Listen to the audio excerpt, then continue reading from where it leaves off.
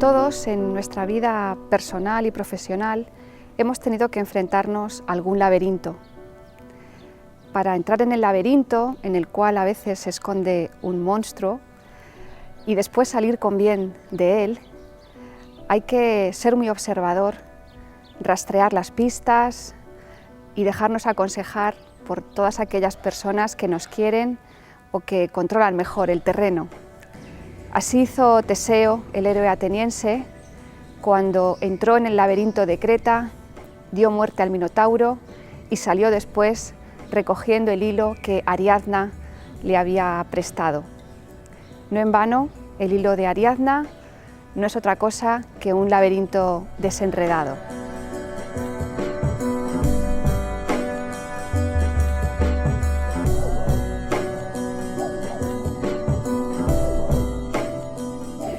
Hubo un tiempo, hace ya muchos siglos, en que Minos, el rey de la opulenta isla de Creta, dominaba buena parte del Mediterráneo y sus barcos veloces traían y llevaban riquezas sin fin.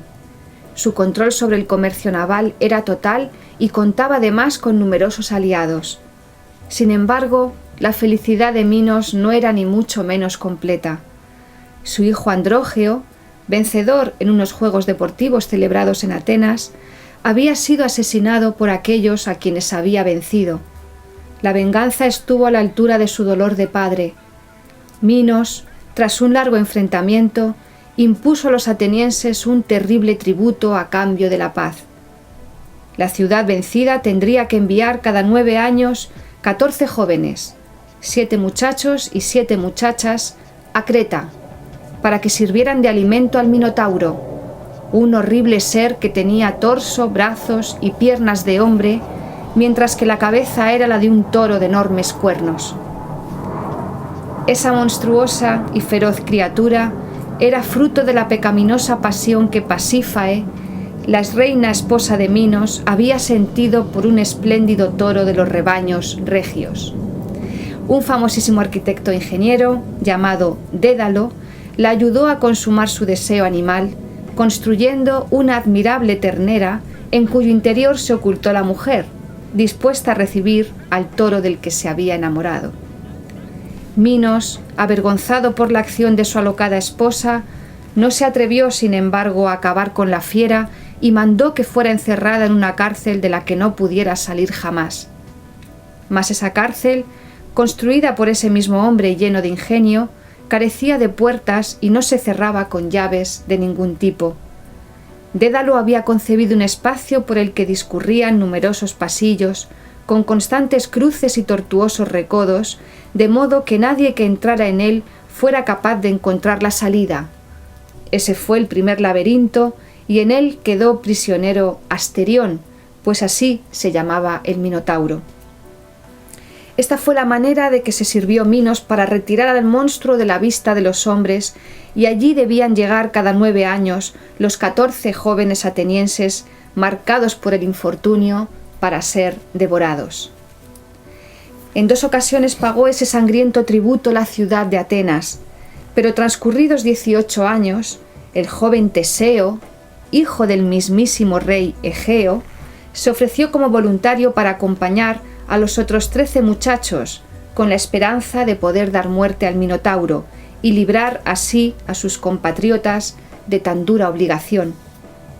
En las 2 expediciones anteriores la nave ateniense zarpó con una enorme vela negra, en señal de duelo por el funesto destino que esperaba a los pasajeros.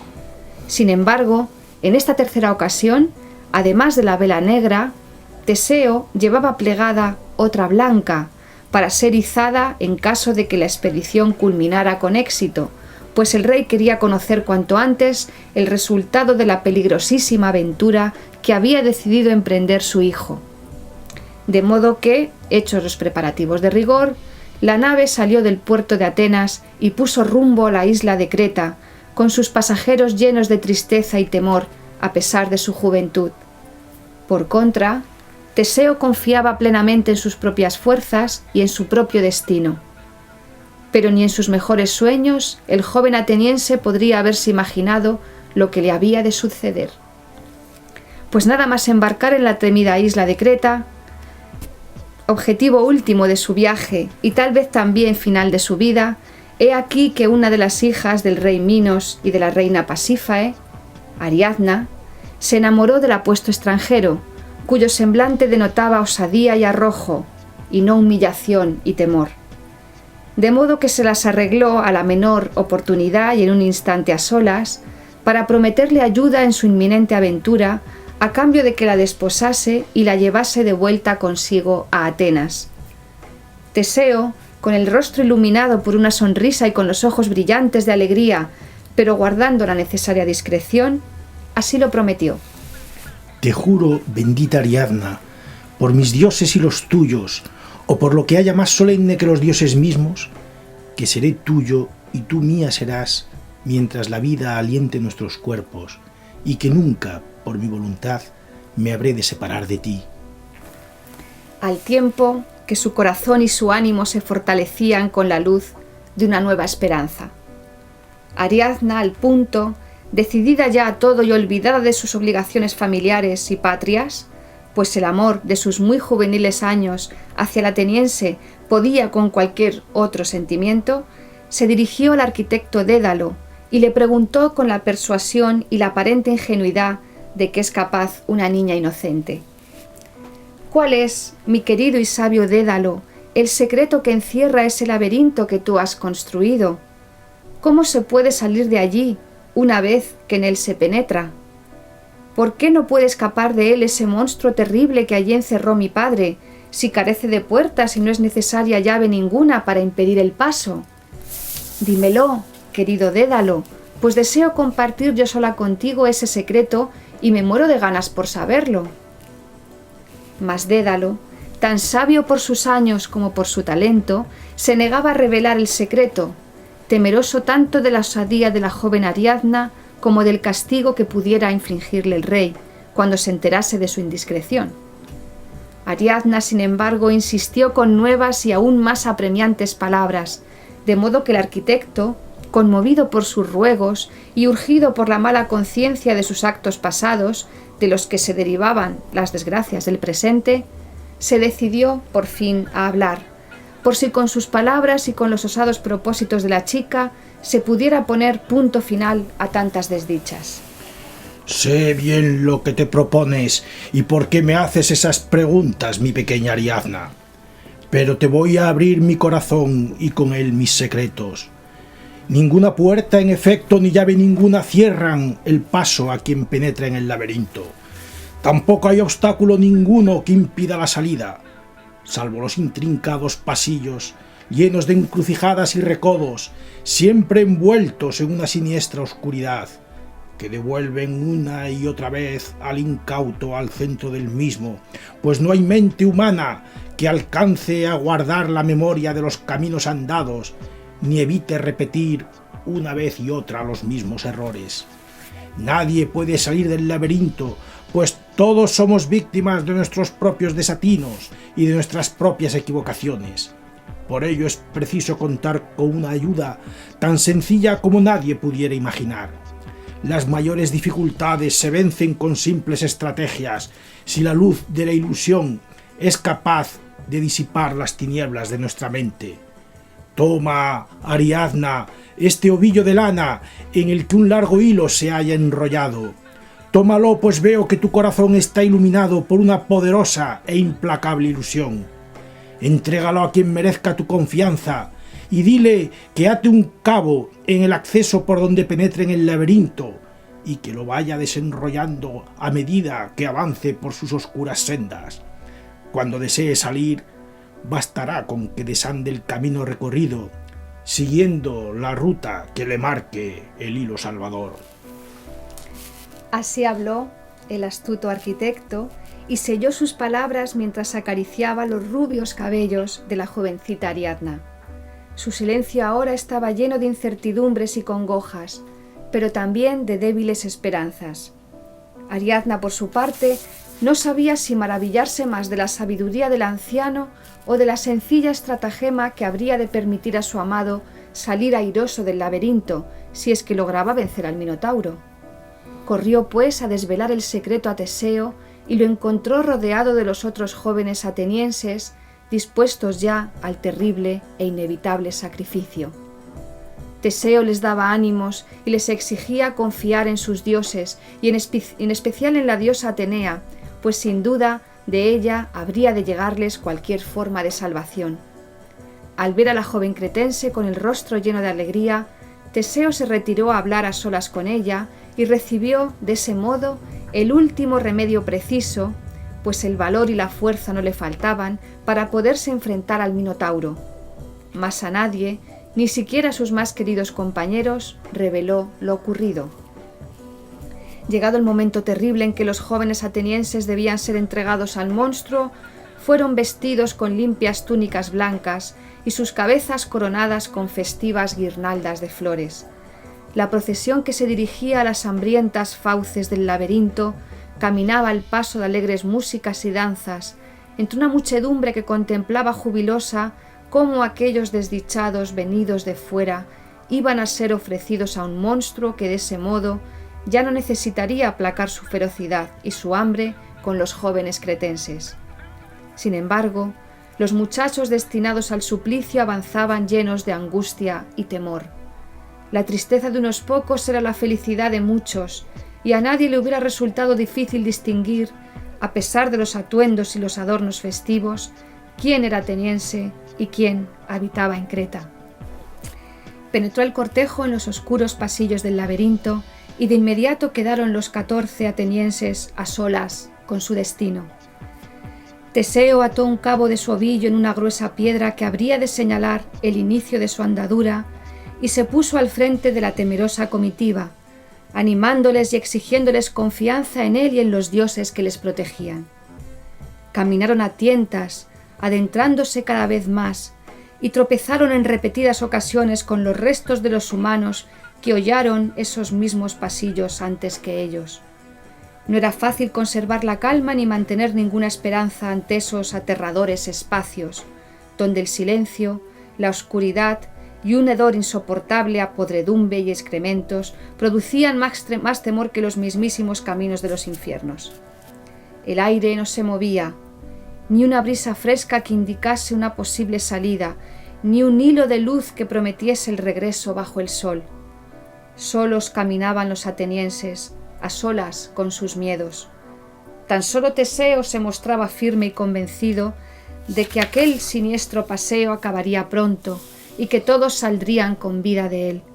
En su corazón habitaban tanto un valor indomable como la admiración y el amor hacia esa joven que había querido ayudarle, contraviniendo las más elementales leyes del respeto hacia los suyos, vencida tan solo por un súbito amor hacia un joven extranjero. Deseaba ardientemente acabar con el Minotauro para devolver la dignidad a su patria y la felicidad a las familias atenienses, liberadas para siempre de tan terrible tributo, pero aún deseaba más ver de nuevo los ojos vivarachos, la sonrisa amorosa y los rubios cabellos de Ariadna. Habían caminado durante horas, nadie sabía cuántas, tratando de no separarse los unos de los otros en aquellos intrincados cruces, rozándose unos con otros para darse seguridad y confianza, cuando de pronto, al superar el enésimo recodo, intuyeron la presencia del Minotauro. Al principio tan solo se percibía un aire más cálido, fruto de los calores emanados por un ser vivo, y un hedor aún más insoportable por la acumulación de restos putrefactos. Luego se hizo patente la presencia inmediata del monstruo por su jadeo profundo y su respiración atormentada. Ningún ser humano podía respirar de esa manera, entre eructos y ronquidos, entre suspiros y gemidos indescifrables. Se diría que incluso se oían los latidos siniestros de su corazón, si es que esa criatura despiadada tenía corazón. Finalmente Teseo, y solo él, pues abría el paso a todos y tenía su alma llena de luz, creyó descubrir en la oscuridad un bulto informe, diferente a todo lo visto hasta aquel momento en ese siniestro lugar. Las tinieblas que todo lo velaban le impedían saber si ese bulto se movía presto al ataque o si tan solo buscaba mejorar su posición en medio de un sueño indolente. Tras obligar a sus compañeros a detener sus pasos y a esperarle a resguardo de la fiera, se dirigió a ella con decisión. Al poco, regresó triunfante. Todo había acabado. Ya no se oían los estertores de poco antes, ni la sombra del Minotauro se movía. ¿Qué había ocurrido? ¿Estaba el Minotauro muerto? Las manos y la túnica de Teseo manchadas de un líquido viscoso, babas o sangre, así parecían probarlo. Mas, ¿cómo había podido el joven acabar con él? ¿Tan solo con sus puños? ¿O llevaba escondida una espada afilada, regalo de la diosa Atenea? ¿Había sorprendido al monstruo durmiendo de modo que no le resultó difícil estrangularlo o retorcerle el cuello hasta desnucarlo? ¿O había tenido que combatir con él hasta aniquilarlo? ¿O había huido el monstruo a escondrijos aún más apartados y solo conocidos por él? ¿Acaso se había dejado matar para poner fin a su miserable existencia, mitad humana, mitad de bestia? Nadie pudo saberlo. Tan solo importaba que ya era hora de regresar. Poco a poco la esperanza y la alegría fueron volviendo a los cansados corazones de esos jóvenes. Siguiendo a Teseo, que desandaba seguro sus pasos mientras recuperaba el hilo que le había confiado Ariadna, alcanzaron con veloz caminar la boca por donde habían penetrado en aquel siniestro lugar. El regreso fue mucho más rápido que la ida, pues sus pies ya no estaban calzados con pesados terrores y ominosas incertidumbres. Ahora avanzaban espoleados por una dicha cada vez más acuciante y les urgía ver de nuevo la luz del sol. Poco a poco las palabras volvían a sus bocas y poco a poco ese grupo de jóvenes recuperaba la risa, escasa y temerosa primero, confiada y abundante después. Por fin, al fondo de un largo pasillo comenzó a divisarse de nuevo la luz y el aire se hizo más ligero y respirable. Ya no caminaban, ahora corrían sin esperarse los unos a los otros. Sabían que habían logrado salvarse de un destino que parecía inexorable y que en cualquier caso se presentaba aterrador. Salieron en tropel del laberinto. Gritaban llenos de júbilo al respirar un aire fresco, al contemplar de nuevo la luz del sol, al gozar de las maravillas de una naturaleza generosa y amable. Se diría que gritaban llenos de júbilo porque habían recuperado la vida, que creían definitivamente perdida. Y Teseo gritaba más que nadie. Sentada en una roca, junto a la salida del laberinto, llena de temores y angustias, pero obstinada en su amor y en su esperanza, aguardaba con impertérrita paciencia la joven y bella Ariadna.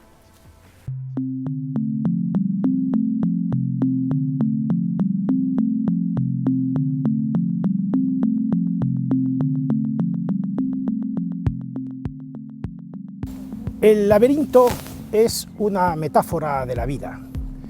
Todos estamos encerrados en un inmenso laberinto, que es el laberinto de nuestra propia existencia. Y en ese laberinto tenemos que desarrollar nuestra actividad. Dentro del laberinto, ya lo habéis oído en la historia de Ariadna, hay peligros. Hay un minotauro que nos acecha y que nos puede destruir. Ariadna quiere conseguir que ese peligro no destruya a su amado Teseo. ¿De qué manera puede ella evitar que el peligro acabe con su amado? Recurre a quien ha construido el laberinto, recurre a quien conoce la situación, recurre al ingeniero Dédalo. Y Dédalo le da una solución muy sencilla, ya la habéis oído, pura y simplemente toma un hilo, átalo al principio de la entrada al laberinto y ve desenrollándolo de tal manera que Teseo, cuando haya acabado con el Minotauro, no tendrá nada más que seguir el hilo para encontrar el camino de vuelta. De nuevo, una solución sencillísima. Hay un plan. El emprendedor, cuando inicia su actividad, debe saber qué quiere conseguir y debe tener un plan. Y ese plan debe estar lleno de sencillez, lleno de naturalidad. No debe ser algo complicado. Podrá triunfar o no triunfar, pero si el plan que realiza es un plan excesivamente complejo, lo más probable es que fracase. Ariadna y su hilo es un ejemplo extraordinario para comprender cómo, cuando queremos hacer algo en la vida, es necesario tener un plan aconsejado por quien sabe, y gracias a él podremos alcanzar nuestros objetivos. Fijaros, esta historia del ídolo de Ariadna seguramente os recordará también otra historia similar, la de Pulgarcito. Pulgarcito se pierde en el bosque, sus padres dejan a Pulgarcito y a sus hermanos en el bosque porque no pueden alimentarlos, y Pulgarcito utiliza la estrategia del hilo de Ariadna, pero comete un pequeño error. Esa estrategia tan sencilla, en el caso de Pulgarcito, son unas migas de pan que va dejando por el camino para poder salir del bosque. Lo que pasa es que las migas de pan se las comen las aves y ya no puede encontrar el camino de vuelta. Es decir, el emprendedor debe saber que también sus iniciativas pueden fracasar, que no toda la actividad de emprendimiento, toda actividad que emprendemos está llamada a obtener el éxito, pero hay que planificarla bien, hay que tener ese plan y hay que trabajar por conseguirlo. Ariadna es un magnífico ejemplo de cómo se puede conseguir algo que a priori parece imposible, que no han conseguido ninguno otro antes que ella.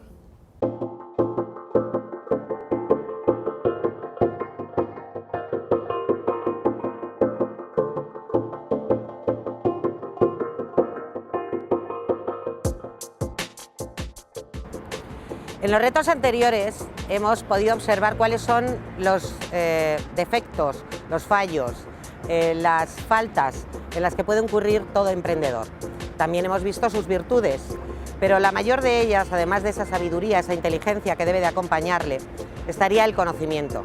Ese conocimiento que se adquiere a través de la experiencia anterior y que se recoge en muchos tratados, en muchos documentos, en una gran información que podemos obtener a través de Internet. Pero estamos justamente delante de uno de los mayores templos de conocimiento en Madrid, en la Biblioteca Nacional, y que representan de alguna manera ese conocimiento que deben de reunir, que deben de acaparar cualquier emprendedor antes de iniciar su trayecto. Ese conocimiento se puede y se debe de trasladar a través de lo que denominamos el plan de negocio.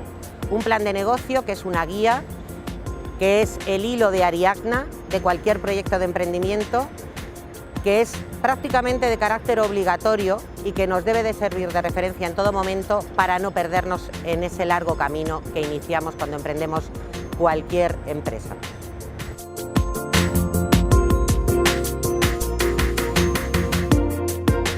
Me encuentro delante de la estatua de Colón, en la Plaza de Colón de Madrid. Si hay un ejemplo claro de emprendimiento a lo largo de la historia, este sería uno de ellos.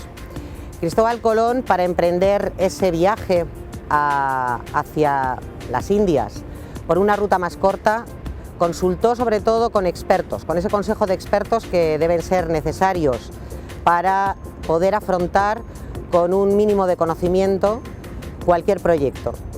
Antes de desmigar, antes de desgajar cuáles son esas pistas que nos va a dar un plan de negocio, tenemos que pararnos justamente en una actuación que tiene lugar con este personaje. Este personaje, cuando inicia ese viaje, él lo hace aconsejado, guiado y con una idea muy clara de hacia dónde quiere llegar. Pero las circunstancias hicieron que llegara a un sitio completamente distinto. No mejor ni peor, simplemente distinto. Eso es lo que también puede ocurrirle a un emprendedor si no sigue fielmente esa ruta, esa referencia que le va a dar ese plan de negocio que al menos debe de tener escrito antes de iniciar su viaje.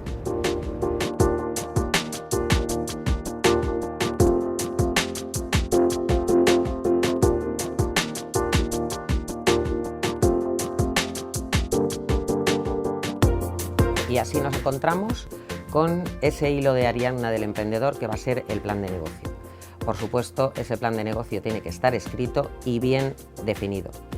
Por tanto, vamos a desgajarlo, vamos a desgranarlo y ver qué puntos son los que deben de contener cualquier plan de negocio de un emprendedor.